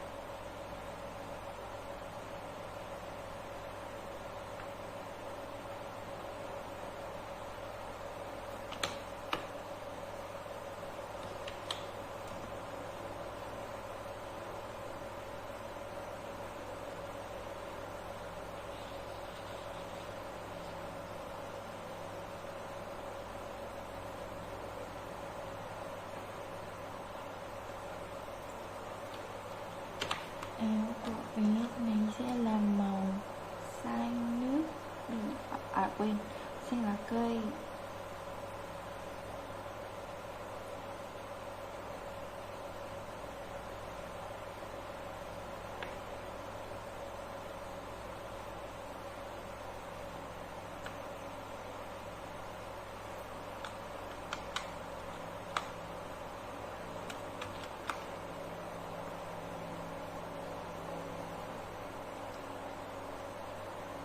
Tóc của mẹ mình sẽ là màu cam.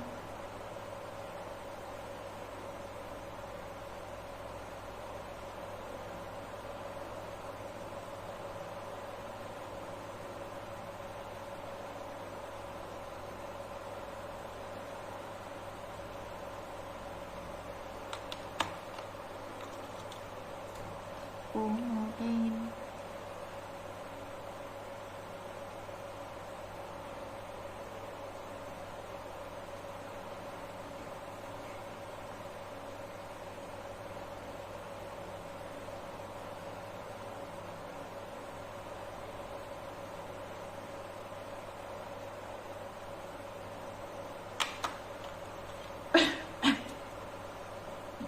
Quả táo màu đỏ.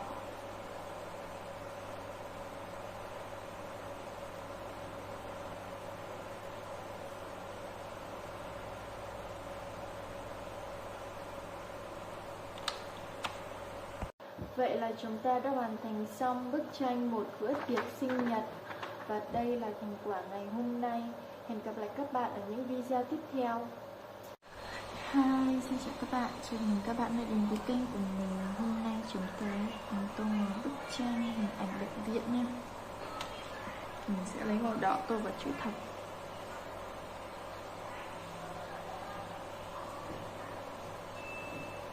Đúng rồi, mai ăn gì đấy? Mai còn đi mua đồ không? Mày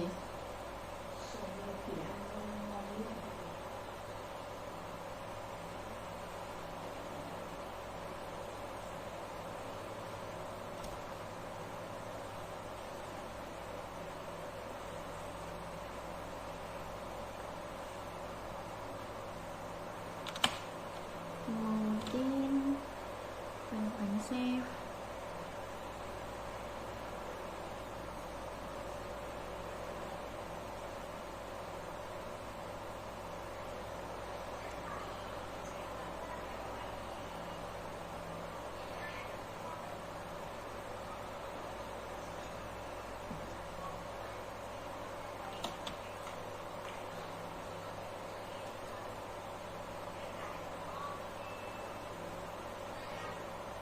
Màu xanh là cửa.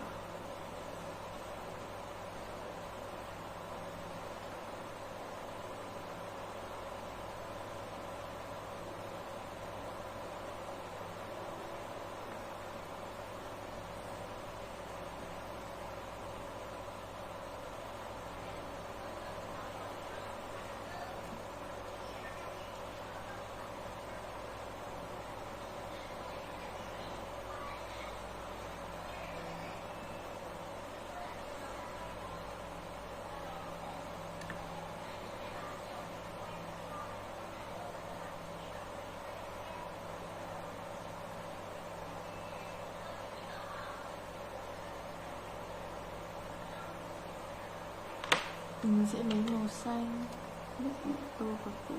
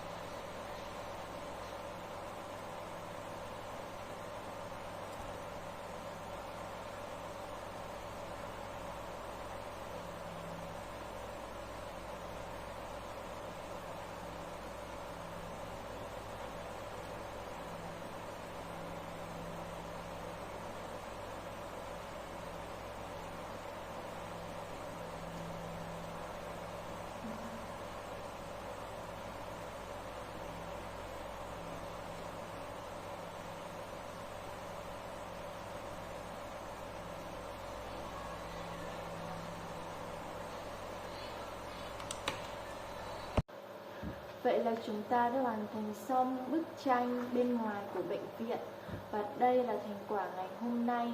Hẹn gặp lại các bạn ở những video tiếp theo. Hi, xin chào các bạn. Chào mừng các bạn đã đến với kênh của mình. Hôm nay chúng ta hãy cùng tô màu một chiếc xe chở rác thải nha.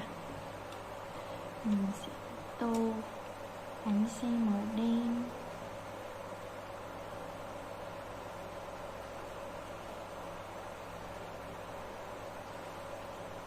Không được quậy.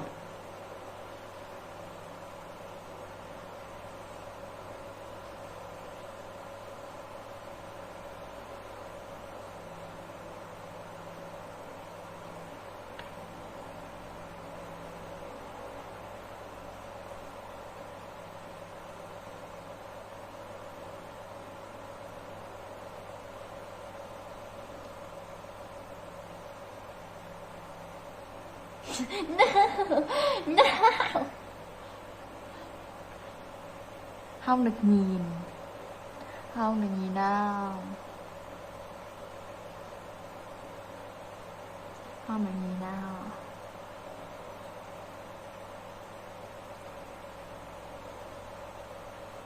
Bánh bên này mình cũng sẽ tô màu đen.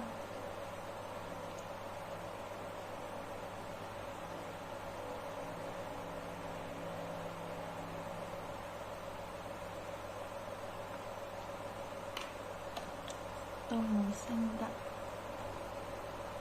vào đây.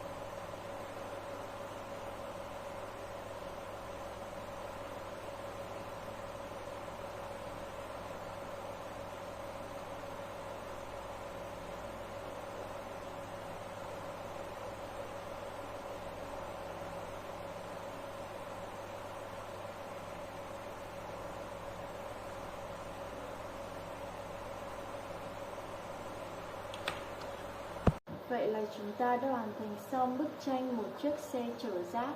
Và đây là thành quả ngày hôm nay. Hẹn gặp lại các bạn ở những video tiếp theo.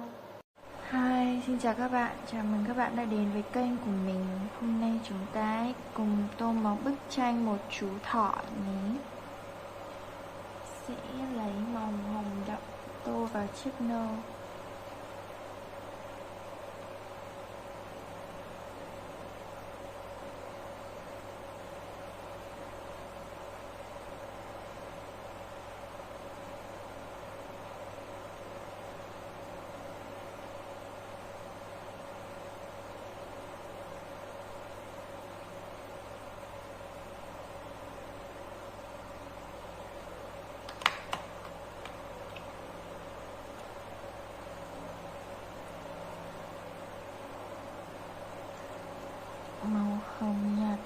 cho đôi tai.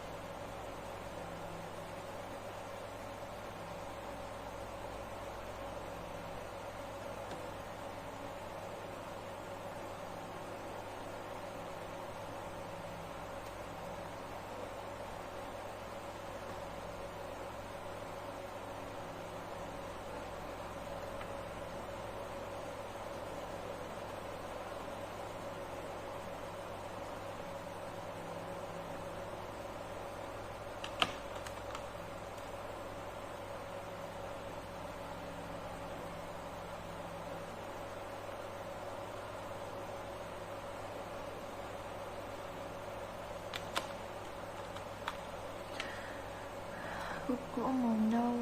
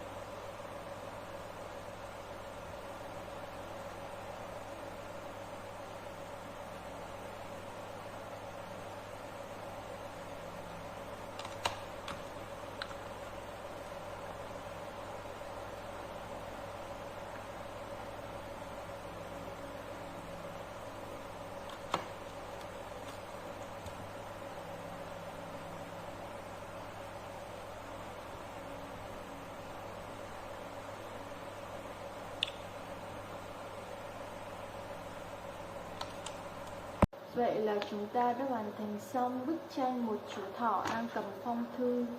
Và đây là thành quả ngày hôm nay. Hẹn gặp lại các bạn ở những video tiếp theo. Hi, xin chào các bạn. Chào mừng các bạn đã đến với kênh của mình. Hôm nay chúng ta cùng tô màu chú mèo Hello Kitty đang chơi guitar nhé. Nào mình sẽ tô màu hồng.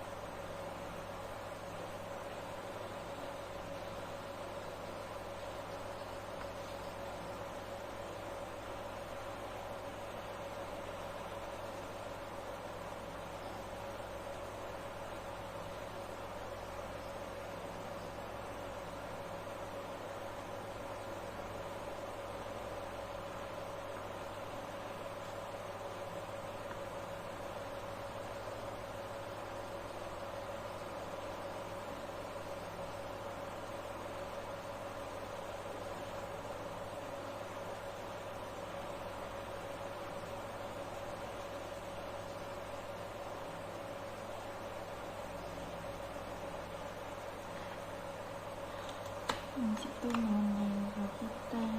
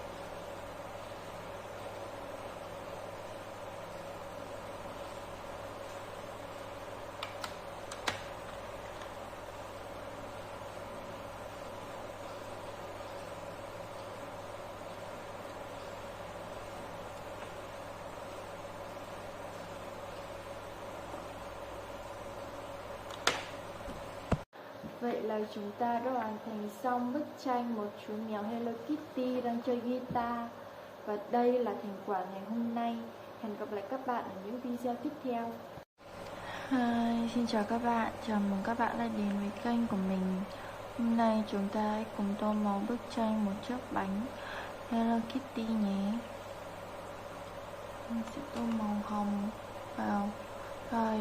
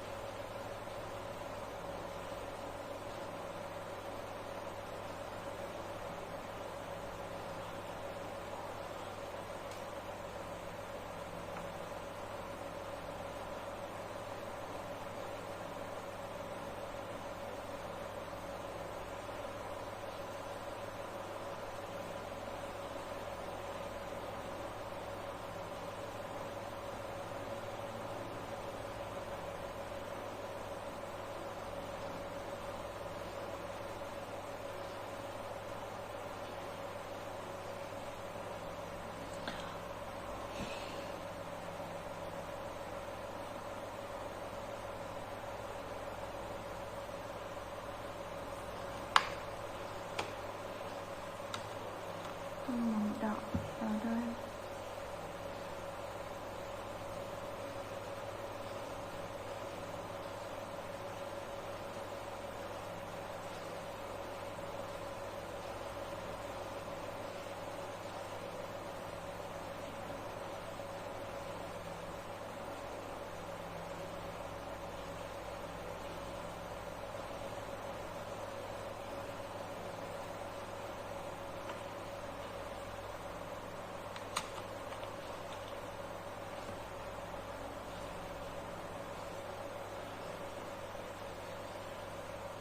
Mình sẽ tô màu vàng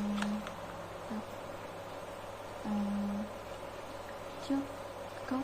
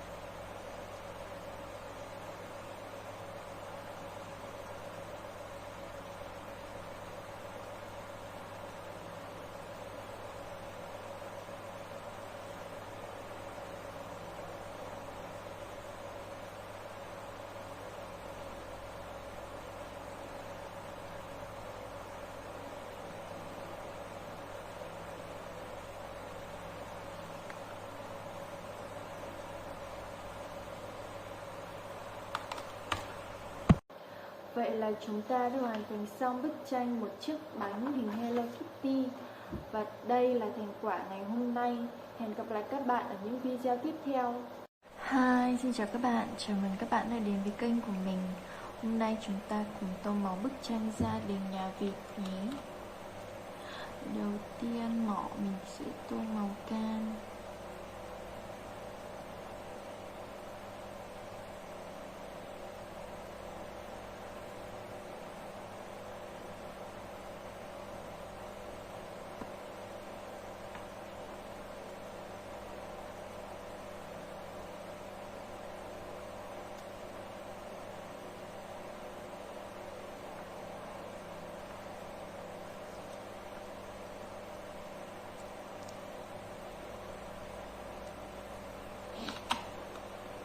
Màu hồng vào chiếc nơ.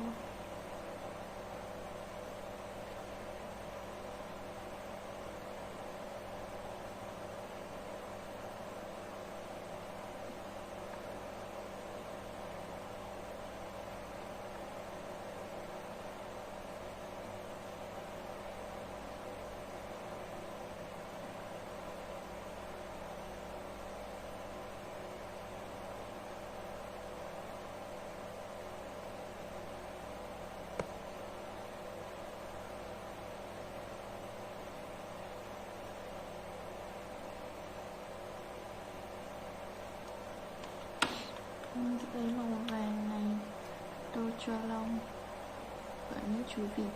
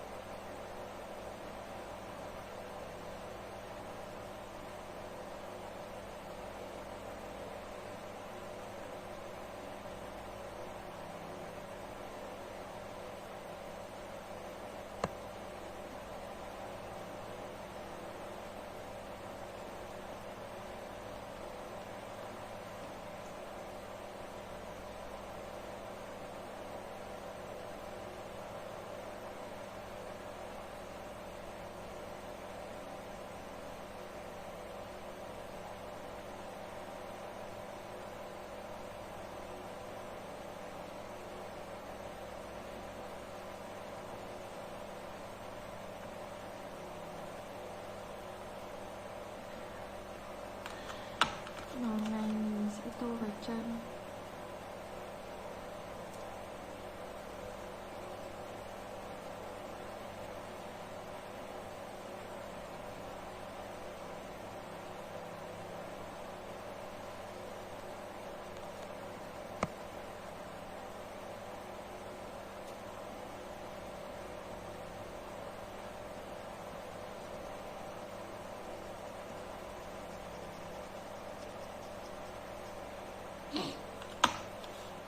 Màu nâu vào chiếc giỏ.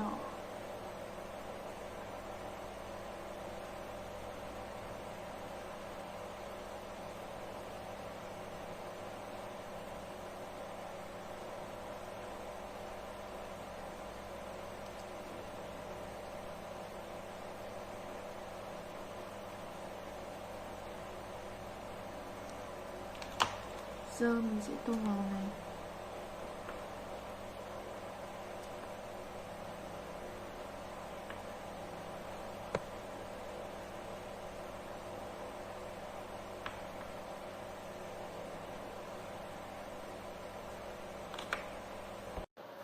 Vậy là chúng ta đã hoàn thành xong bức tranh hình ảnh một gia đình nhà chú vịt. Và đây là thành quả ngày hôm nay. Hẹn gặp lại các bạn ở những video tiếp theo. Hi, xin chào các bạn. Chào mừng các bạn đã đến với kênh của mình. Hôm nay chúng ta hãy cùng tô màu bức tranh một gia đình gồm 3 thành viên. Mình sẽ lấy màu xanh tô cho áo của bé trai.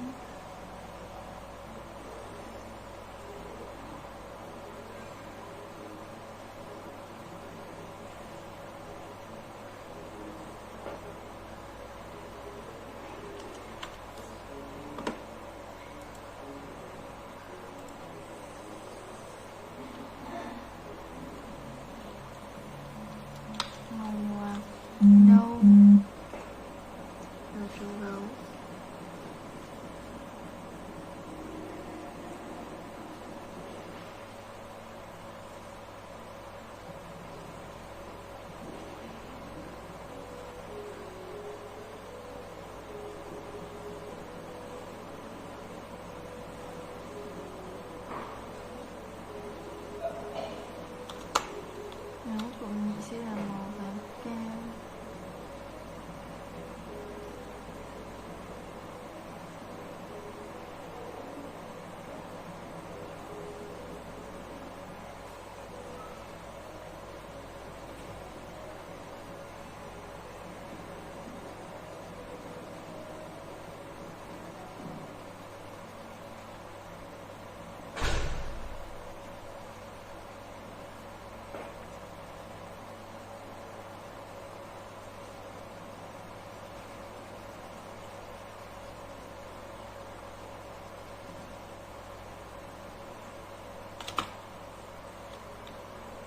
Màu đen cho quần của bố.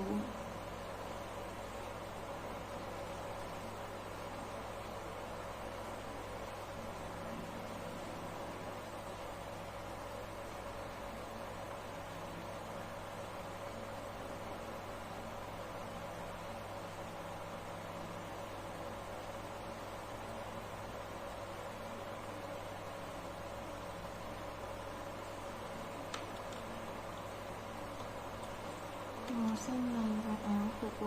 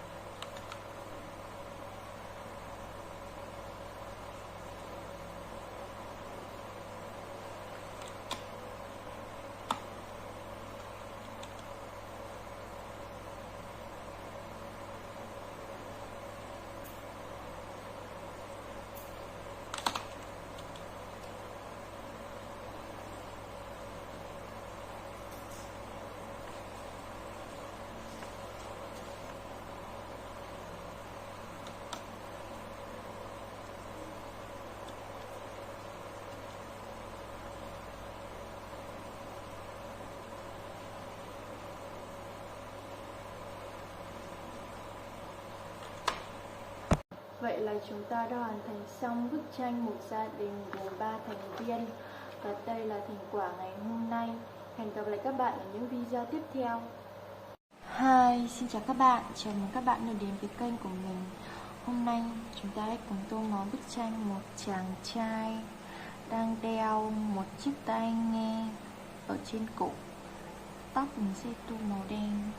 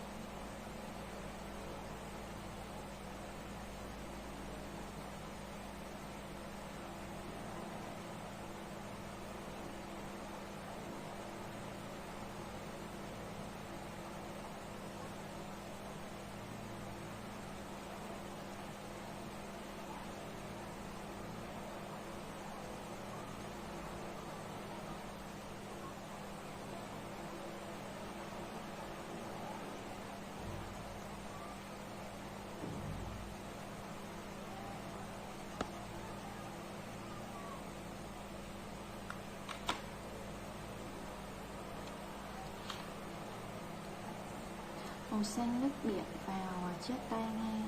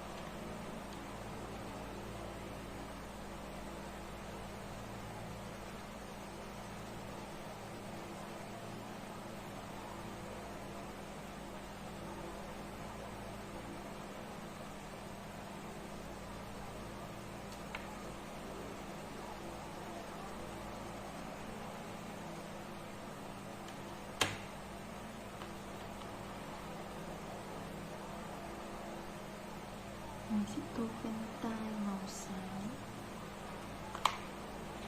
Áo mình sẽ tô màu xanh lá cây cho áo.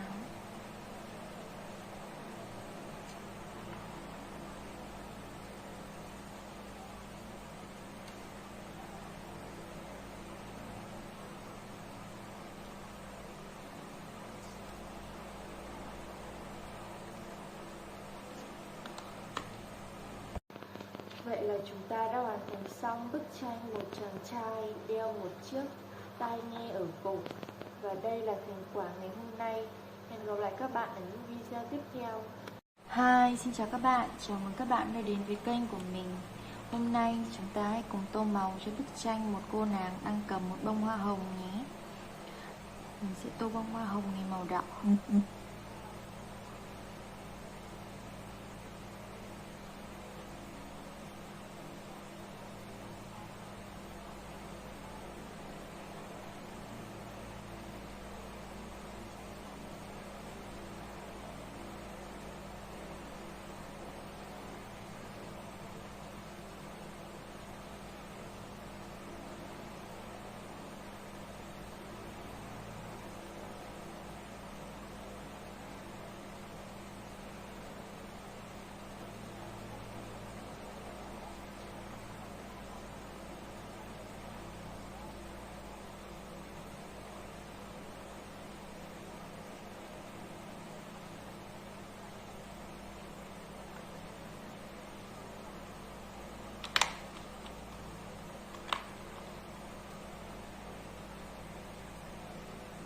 Tô lá này màu xanh.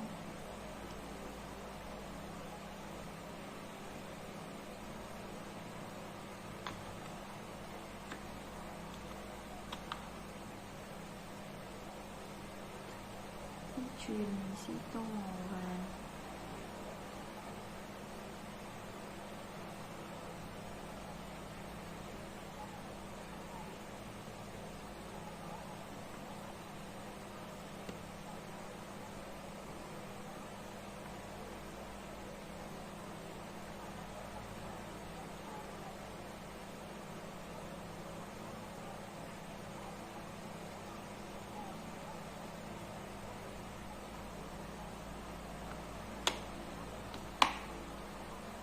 Tô tóc màu đen nữa.